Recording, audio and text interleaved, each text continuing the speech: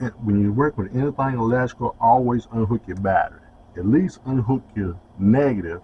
If you touch anything metal, it won't spark and ground out.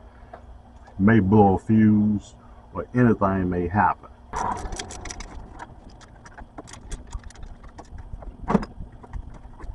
You may not need to remove the battery on your car, but definitely make sure you unhook your battery connectors.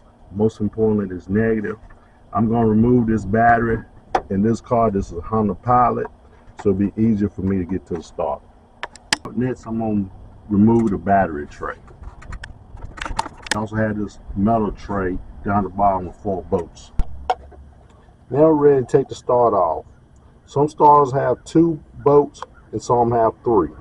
You have 1 bolt here, you're going to have a bolt under the bottom. Before you take your 2 bolts out of your starter, unhook your electrical. Usually you have a wire that will plug in, and then you have your big wire that you have to take the nut off. Unplug. After you pull this cap off, then loosen that nut.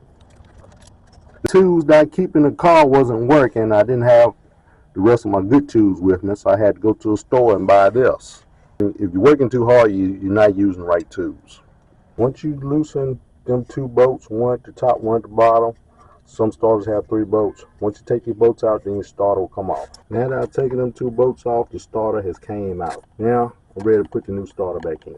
Once you're taking the starter out, lay it beside the new one, the match mark, and make sure you have the right one to go back in. Pay attention to the size bolts that come out, because some bolts are longer than others. So pay attention to the size of them and which hole they came out of.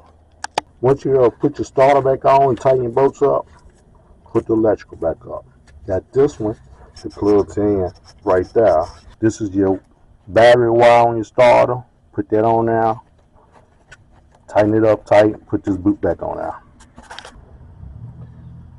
This bracket right here was bolted to this starter. I did unhook this bracket so I could work on it better. Yours may have this bracket and it may not. After you put your starter in, make sure everything is tight, all the connections in there. Then put your battery housing back in. After you put your battery in, put your bracket on if you have one. Put your wire connectors back onto the battery. Positive is red and negative is black. If your wire's not color coded, your negative, just trace that down till you find a wire that's bolted to your frame. That'll be your negative wire. That's your black wire. That's the new starter. After you put your starter now, you put your battery in, put all your connectors back on, make sure everything was tight, give it a once over to make sure nothing is loose.